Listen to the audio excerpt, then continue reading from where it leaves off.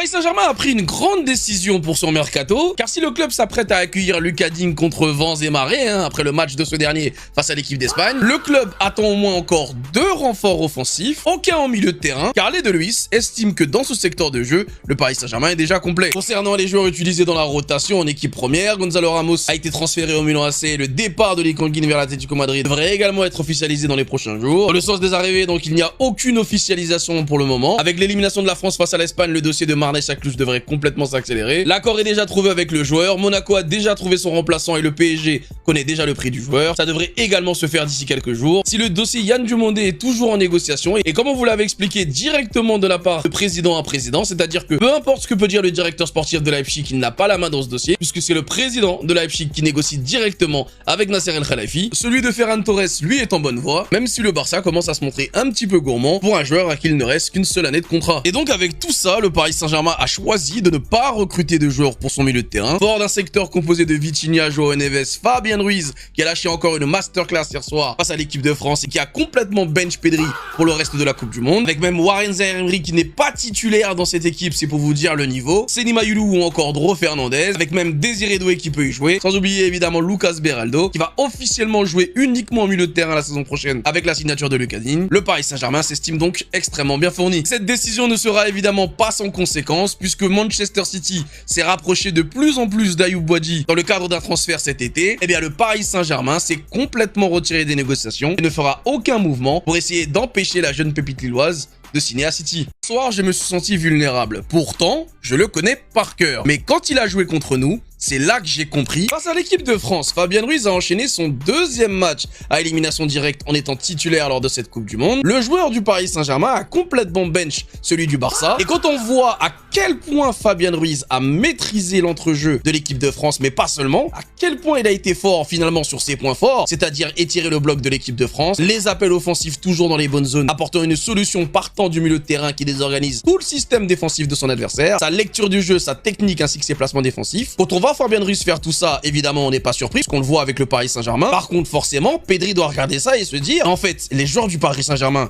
ils sont pas finis de gâcher ma carrière, c'est pas possible. Maintenant la différence qu'on a avec Fabien, c'est que d'habitude il le fait avec le maillot rouge et bleu. Là hier soir, il l'a fait avec un maillot blanco roja. Là pour le coup, bah, ça fait mal. Voir l'une de ses armes ultimes, l'une de ses armes providentielles, nous taper comme il l'a fait, sachant qu'avec Fabien, on est extrêmement dur quand il fait des matchs de merde, parce qu'on connaît le potentiel et qu'on sait à quel point il peut être fort quand il a décidé de jouer au foot. Et ben hier soir il était motivé, il avait envie, et quand Fabien il a envie comme ça, même Rodri à côté, eh ben il prend des leçons. Vous le savez, pendant des années je l'ai appelé le terroriste, parce que ce qu'il faisait au Paris Saint-Germain me donnait envie de vomir. Mais vraiment depuis 2 ans et demi, la carrière qu'est en train de prendre Fabien Ruiz dans l'histoire du football, les gars, c'est exceptionnel. Petit rappel pour ceux qui l'auraient oublié, 49 sélections avec l'Espagne, il n'a jamais perdu un seul match. Il a remporté l'Euro, il est désormais en finale de Coupe du Monde, tout en étant titulaire. Sur les 3 dernières années avec le Paris Saint-Germain, il a remporté 12 trophées sur 15 possibles. Quand on sait que Rodri a gagné le Ballon d'Or avec ce genre de performance à l'Euro, on se dit que Fabien Ruiz, non c'est bon, je rigole les gars. Mais en vrai,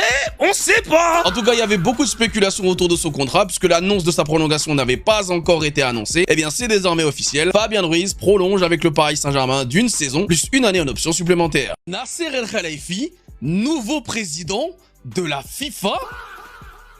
Patron du Paris Saint-Germain depuis 2011 et membre très influent auprès de l'UEFA, le dirigeant qatari serait soutenu par plusieurs fédérations européennes pour devenir nul autre que le nouveau président de la FIFA. Pour Gianni Infantino, cette Coupe du Monde 2026 était censée redorer son image et redorer son blason auprès des instances du football mondial. Et bien malheureusement pour lui, c'est en train de virer plutôt au cauchemar. Épinglé pour des histoires de favoritisme, de racisme, même de corruption, l'actuel président de la FIFA est totalement dans l'œil du cyclone, puisqu'il est même sous la menace d'une enquête de la part de députés européens qui veulent savoir si la personne installée à la tête de la plus haute instance du football mondial est toujours fiable ou a malheureusement été compromise. Une enquête mais surtout des reproches qui ne passent absolument pas inaperçus auprès des fédérations européennes qui souhaitent faire le ménage et avoir une personne de confiance à la tête de la FIFA. Et si forcément le nom d'Alexander Seferin a été proposé, l'actuel président de l'UEFA ne souhaite absolument pas quitter son poste et surtout ne pas siéger à la FIFA, raison pour laquelle il a recommandé un homme en qui il a toute confiance, le président du Paris Saint-Germain, Nasser El Khelaifi. Et le profil de Nasser El Khelaifi n'est pas anodin puisqu'il plaît énormément aux instances européennes, mais également à de nombreux présidents de clubs. Si le président qatari est déjà très occupé avec ses nombreuses casquettes comme étant déjà le président de la fédération de tennis qatari, le PDG de QSI, membre du conseil de surveillance de Beansport et bien sûr président du Paris Saint-Germain et de l'association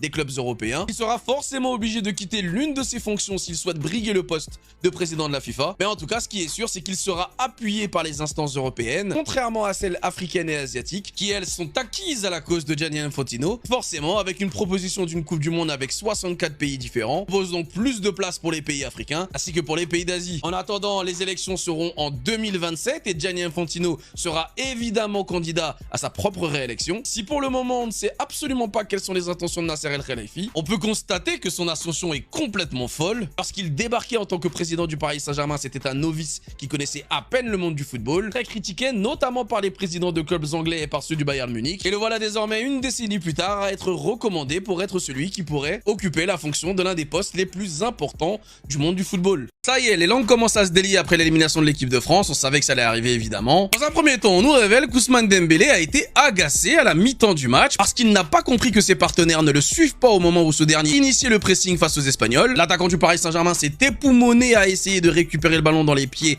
des Espagnols et surtout de ne pas leur rendre la vie facile parce que si tu les laisses dans un confort, les Espagnols, ils vont juste faire tourner le ballon et ils vont juste te faire tourner toi aussi pendant le match. Sauf que malheureusement, il n'aura pas été soutenu par les deux attaquants qui étaient dans sa zone et il cible notamment un joueur de l'équipe d'Espagne, à savoir Aymeric Laporte, que les deux attaquants centraux ont laissé beaucoup trop jouer et lui ont laissé beaucoup trop de liberté pour orienter le jeu des Espagnols. Ousmane Dembélé n'a donc pas compris pourquoi est-ce que dans un tel moment, dans un tel match, les joueurs que toute la France a encensés, réclamant même son déclassement dans la hiérarchie des attaquants vis-à-vis d'eux, ont décidé à ce moment-là de ne plus faire les efforts, alors que c'est justement dans ce genre de match qu'il faut en faire plus et c'est justement quand c'est dur qu'il faut se dépasser encore plus. Son intervention à la mi-temps du vestiaire aurait gêné certains de ses partenaires qui n'auraient à ce moment-là du match pas compris les reproches qu'il leur faisait. Et si heureusement nous avons la télé, donc on a bien vu qu'Ousmane Dembélé était totalement dans le vrai, l'équipe essaie également ce matin de nous faire comprendre que c'était Ousmane Dembélé qui avait raté son rendez-vous. Alors qu'encore une fois, on vient de vous l'expliquer, Ousmane Dembélé a littéralement été le seul joueur qui a fait ce qu'il fallait au moment où il fallait le faire. C'est également le seul joueur de l'équipe de France qui a réussi à cadrer une frappe dans un match où l'équipe de France se fera sortir avec 0,3 XG, soit le pire total de toute l'histoire de la Coupe du Monde pour une équipe à ce stade de la compétition. Et Ousmane Dembélé ne cadrera pas qu'une seule frappe, il en cadrera deux. Et puis il y a quelqu'un ici qui va essayer de nous faire croire que si l'équipe a décidé de faire de lui le bouc émissaire, c'est pas uniquement parce que ça a été commandé par la grande Manitou, comme elle l'avait fait avec Griezmann, comme elle l'avait fait avec Pogba. Les statuts de cette équipe de France montrent encore une fois à quel point on aurait pu faire mieux si simplement les joueurs qui sont le plus en forme et qui font les meilleures saisons avaient été respectés. Des choix ont été faits avant cette Coupe du Monde, comme par exemple de ne pas donner le lead total à Ousmane Dembélé comme au Paris Saint-Germain. On lui a donné un rôle d'adjoint, on lui a demandé de servir et au moment où ça devient chaud, c'est lui qu'on veut attraper et on veut lui demander des comptes alors que c'est pas comme ça que ça fonctionne. La France entière s'est mis d'accord avec Didier Deschamps pour choisir un leader à cette équipe et donc c'est lui qui doit répondre de pourquoi ça n'a pas fonctionné. C'est pas Ousmane Dembélé, celui qui a été déclassé pour lui, de venir vous répondre. Donc on vous a dit dès le départ, on a un ballon d'or dans l'équipe qui passe sa vie à jouer des gros matchs contre les meilleures équipes du monde et vous voulez pas lui donner le lead, c'est ridicule. Maintenant qu'est-ce qu'on constate? Objectivement sur le match, c'est lui qui a été le meilleur côté français. Ce qui n'a pas fonctionné, c'est-à-dire un pressing constant et structuré sur les deux centraux, c'est-à-dire sa spécialité lorsqu'il évolue dans l'axe, malheureusement on n'a pas pu le faire. C'est lui qui a aussi été le plus lucide sur ce qui ne fonctionnait pas, il a essayé d'arranger les choses. Ses partenaires n'ont pas suivi parce qu'ils n'avaient pas le statut légitime, parce que Deschamps et les supporters français n'ont pas voulu lui donner, alors que si ça avait été fait, peut-être qu'il aurait réussi à nous sauver les fesses face aux Espagnols. On a parlé de l'erreur qu'a fait Didier Deschamps en titularisant Aurélien Tchouaméni, mais l'erreur principale qu'a fait Didier Deschamps, c'est de ne pas avoir concerné Warren Zaïre-Emery sur cette Coupe du Monde. Sur cette saison 2025-2026, Warren Zaïre-Emery a été le meilleur latéral droit pendant une partie de la saison. Il a été l'un des meilleurs milieux de terrain pendant une partie de la saison. Sur sa saison globale, juste au Paris Saint-Germain, il fait partie du top 3 des meilleurs joueurs de la saison, ce qui fait que globalement, toute compétition confondue, il fait partie des meilleurs joueurs de la saison. Et en plus de ça, il a même joué latéral gauche et en plus, il a été bon. Quand on fait le bilan de tout ça et qu'on réalise que finalement, Didier Deschamps l'a pris à reculons, en mode il me fallait un joueur donc c'est toi que j'ai pris, mais en réalité j'aurais très bien pu prendre Guendouzi. Il ne l'a finalement jamais vraiment considéré comme un joueur pouvant démarrer un match, alors que Jules Koundé a été catastrophique sur au moins 6 des 7 matchs qu'il a joué avec l'équipe de France lors de cette Coupe du Monde. Quand on repense aux difficultés qu'a eu Lucas Digne face à Lamine Yamal mal lors du match face à l'Espagne, ou encore à quel point finalement Aurélien Tchouaméni a été en difficulté pendant cette Coupe du Monde. Et même si Rabiot a été bon par séquence, si on prend la généralité de ces matchs et qu'on relativise finalement face à qui on a joué, eh ben on se rend compte encore une fois que Adrien Rabiot a finalement été juste mid. La question sur la considération qu'a eu Didier Deschamps pour Warren Zaïre-Emery sur cette Coupe du Monde mérite clairement d'être posée. Et quand on sait qu'il a passé toute la saison au Parc des Princes pour venir voir jouer le Paris Saint-Germain, on se pose la question, mais finalement, qu'est-ce qu'il a regardé? Et me dites pas Ousmane Dembélé parce que vous savez dans quelles conditions il l'a mis sur cette Coupe du Monde. Et c'est lui que certains ont voulu attraper après le match face à l'Espagne. Ça va commencer à m'énerver. Encore une fois, au vu des performances exceptionnelles de Warren Zaïre-Emery, le fait que Didier Deschamps ne l'ait jamais considéré parce qu'évidemment, il ne possède pas de statut en équipe nationale, montre une fois de plus à quel point le football de statut est complètement archaïque et que tant qu'on aura des sélectionneurs ou des entraîneurs qui passeront leur temps à donner du temps de jeu à des joueurs uniquement parce qu'il y a quelques années en arrière, ils ont été bons dans quelques matchs, on continuera de se retrouver dans des situations pareilles où finalement, le meilleur ou en tout cas le plus en forme de tes joueurs que tu as dans 3 secteurs de jeu, eh ben tu ne le fais pas jouer pour ne pas blesser les égos de certains joueurs qui commencent à se forger de sacrés statuts de joueurs surcotés. Imagine, t'as le salaire de chevalier au PSG, t'es le 14e salaire du club, t'as sauté Pedri en Espagne, t'es à 2 doigts d'avoir un 4e trophée majeur en 2 ans, et pour prolonger, le PSG, tout ce qu'ils ont à te proposer, c'est 1 an plus 1 an en option, alors que t'as le Bayern sur tes côtes, t'es à ton prime, et toi t'acceptes. Tu vois, tu commences à bouder. Mais en vrai, je comprends. Déjà, comme il n'y a plus de surprise dans les salaires du PSG, on voit un Fabian à 6 millions qui pourrait taper les 9 à 10 millions et ainsi avoir le salaire de Neves, Mendes, un truc comme ça. À la manière du Real Madrid, on protège la masse salariale en proposant des contrats d'1 an plus 1 an en option aux trentenaires pour éviter d'avoir des joueurs de 32 ans qui ont encore 4 ans de contrat alors qu'ils sont devenus rincés. Maintenant, si on se passe du côté de Fabian, on peut voir que le Bayern, qui était un de ses courtisans, ça paye plus que le PSG. Et qu'à la place d'avoir 9 à 10 millions au PSG, bah frère, il aurait pu avoir le salaire de Kim Min-jae à 12 millions minimum. Même taper 13-14 avec son nouveau statut. Le cœur a ses raisons que la raison ignore. Fabian est heureux chez nous, au PSG.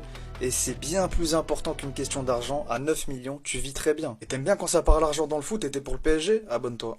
Mais c'est quoi ça? En fait, j'ai vu les rumeurs et tout ça, je me suis dit, ouais, Ferran, super sub, il va remplacer Gonzalo Ramos. Mais les gars, moi j'ai beaucoup souffert avec le PSG. Depuis 2014 jusqu'à 2023, je n'ai cessé de pleurer. Maintenant que je vis un peu bien en tant que Parisien, ils veulent nous offrir Ferran Torres. Mais après, personnellement, tant que c'est Luis Enrique qui veut Ferran, moi je suis d'accord. Et le PSG a informé les agents de Ferran qu'il sera la première option offensive depuis le banc de touche. Donc il vient pour être remplaçant. D'ailleurs, Fabrizio Romano a confirmé que Torres a accepté un rôle rotatif au Paris Saint-Germain. Mais moi, ce qui me dérange, et la même chose dérange les dirigeants du Paris Saint-Germain, c'est de payer 50 millions pour un remplaçant qui va peut-être me faire pleurer. Pour un remplaçant qui va peut-être me rater des gros face-à-face. Non, pas 50 millions, les gars. Il va venir à 15 millions, pas plus. Donc, comme l'a rapporté Sport, le Paris Saint-Germain ne prévoit pas de payer les 50 millions que le Barça demande. Ils vont faire une première offre autour de 28 millions d'euros. En tout cas, si c'est au moins 30 millions, c'est bon. Mais pas 50, parce que je sais qu'il va me faire mal durant la saison à venir. Et j'ai déjà pitié de mon ressenti. Ce que Luis Enrique a en tête, les gars, c'est extraordinaire. Honnêtement, on savait déjà que c'était un entraîneur hors norme. Au-delà de tous les titres qu'il a pu obtenir avec le PSG et les titres qu'il a obtenus bien évidemment avec ses anciens clubs. Mais on va commencer par ses premiers moves. Lucas Digne au Paris Saint-Germain, here we go, ça y est, ça c'est fait. C'est acté, le PSG a informé Aston Villa qu'il relèverait de la clause de Lucas Digne après la Coupe du Monde pour moins de 10 millions d'euros. Les gars, on parle potentiellement d'un champion du monde. Digne a donné son accord pour être la doublure de Nuno Mendes. Et au passage, même si pour l'instant c'est pas acté, c'est pas fait, encore une fois, la France a de grandes chances d'être championne du monde une nouvelle fois. Pour être plus précis, une 3e. Le nombre d'internationaux français qui pourrait y avoir au PSG la saison prochaine, Bradley Barcola, qui n'a pour le moment pas fait de demande de départ. Pour le club, le reste à 100%. Le joueur ne veut pas discuter de son avenir avant la fin de la Coupe du Monde. Il est focus. Lucas Chevalier, Ousmane Dembélé, Désiré Doué, Lucas Hernandez, Warren Zaïre-Emery, Maïnes Akliouche, Lucas Digne. Sans parler de Erling Haaland. Pourquoi pas, même si rien n'est fait. Pedri Gonzalez. Les gars, c'est trop. En fait, cet entraîneur-là, c'est le boss. Qui sont les joueurs qui ont été saoulés par la prise de parole d'Ousmane Dembélé pendant la mi-temps de France-Espagne? Les gars, nous, on va dans le vif du sujet immédiatement. Et j'ai 3 joueurs dans le collimateur et je vais vous les partager maintenant. Le premier joueur, Tchouaméni. Les gars, Tchouaméni, on l'a vu, il n'était pas à 100% et il s'est transformé en Tom Brady. Voilà, il est en mode quarterback, j'organise le jeu, je suis en mode Vitinha, je suis entre les 2 centraux. Frérot, c'est pas ton poste. Va au charbon. Adrien Rabiot, il a eu un carton jaune très tôt dans le match parce que lui, il allait au charbon. Toi, tu ne l'as pas fait et je sais que tu n'as pas accepté les critiques. Le deuxième joueur, pour moi, c'est Michael Olise. Il est totalement passé à côté de son match. On l'a vu au début de la compétition qui pressait énormément. Contre l'Espagne, il était à contre-courant et il n'a pas fait les efforts nécessaires. Et le troisième joueur, c'est le capitaine Kylian Mbappé. Quand tout va bien, il rigole avec tout le monde.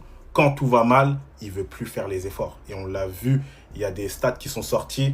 C'est celui qui fait le moins de pressing. Aujourd'hui, c'est super bien de faire le pressing quand tu as la possession face à des équipes plus faibles que vous. Mais quand tu as une équipe aujourd'hui qui est à ton niveau ou qui est au-dessus de toi, tu dois faire les efforts défensifs, surtout quand tu n'as pas le ballon. Et quand on revoit le match, on voit qu'Ousmane Dembélé, il est là, il a essayé de faire les efforts, il a essayé de faire les choses, mais derrière, ça n'a pas suivi. Du coup, les gars, aujourd'hui, il faut suivre les champions, les grands champions. Ousmane Dembélé fait partie de ces grands champions. Il est ballon d'or, c'est le seul de l'équipe qui a le ballon d'or. Il est double champion d'Europe en faisant le back-to-back, c'est le seul de l'équipe. Et en plus de ça, il est champion du monde, il était là en 2018. C'est l'un des plus anciens. Du coup, si vous ne voulez pas écouter Ousmane Dembélé, vous n'allez pas gagner de titre. C'est tout simple. Vous ne voulez pas l'écouter, vous ne voulez pas que ce soit le leader, vous n'allez pas gagner de titre. On comprend mieux pourquoi Fabien Ruiz il a pris son temps avant de revenir de sa blessure. Il y avait beaucoup de supporters du Paris Saint-Germain qui étaient inquiets. Et chaque fois, je vous disais, les gars, vous inquiétez pas, les gars. Fabien va revenir au bon moment. Il avait été critiqué lors du match aller contre le Bayern. Il a fait un match retour de qualité. En finale, on se disait soit Fabien, soit Zaïre Emery. Il a fait une bonne finale, même s'il n'a pas été au top. Il est arrivé à la Coupe du Monde, il n'était pas à 100%. C'est pour ça qu'il débute la compétition sur le banc. Et ensuite, dans les moments qui comptent, il a bench Pedri. Et c'est pas donné à tout le monde ça, les frérots. On le sait, Pedri, c'est le meilleur milieu de terrain du monde en Catalogne. Et on le sait déjà. Aujourd'hui, les Barcelonais attendaient de voir un grand Pedri. Mais au final, ils ont vu un grand Fabien Ruiz qui joue au Paris Saint-Germain. Le fameux joueur de système qui a sauté Pedri. Les gars, tout un symbole. Du coup, on est content pour lui. Il fait une super compétition. Il est fort. Il est bon dans les transitions, techniquement fiable, physiquement retrouvé. Et on espère qu'il fera une très grande finale. Et là, niveau palmarès, ça commence à être pas mal dans les dernières années. L'Euro, 2 Champions League, peut-être champion du monde. Et en tout cas, bravo à lui. Il arrive les gars. Et je parle bien de la légende, Zinedine Zidane. Oui, parce que les gars, comme on le sait, à l'issue de cette Coupe du Monde, Didier Deschamps, entraîneur actuel de l'équipe de France, à qui j'aurai un respect éternel, respect pour toujours et de souvenirs inoubliables. Forcément, on se doit de le remercier parce que ce qu'il a réalisé, c'est historique et légendaire. Maintenant les gars, à l'issue de cette Coupe du Monde, il est temps de changer. Il est temps les gars. Et c'est pour cela que Zinedine Zidane devrait probablement devenir le nouvel entraîneur de l'équipe de France. Bon les gars, ça me fait mal de voir Didier Deschamps partir, mais ça y est les gars, il est temps de changer, il est temps de rentrer dans une nouvelle ère pour l'équipe de France. Celle de l'équipe de France de Zinedine Zidane, lui qui a marqué l'histoire de l'équipe de France en tant que joueur les gars, on s'en rappelle, champion du monde 1998, ballon d'or 1998, que des bons souvenirs et on espère bien sûr ce sera la même chose en tant que sélectionneur de l'équipe de France. Une potentielle arrivée de Zinedine Zidane les gars, regardez ça.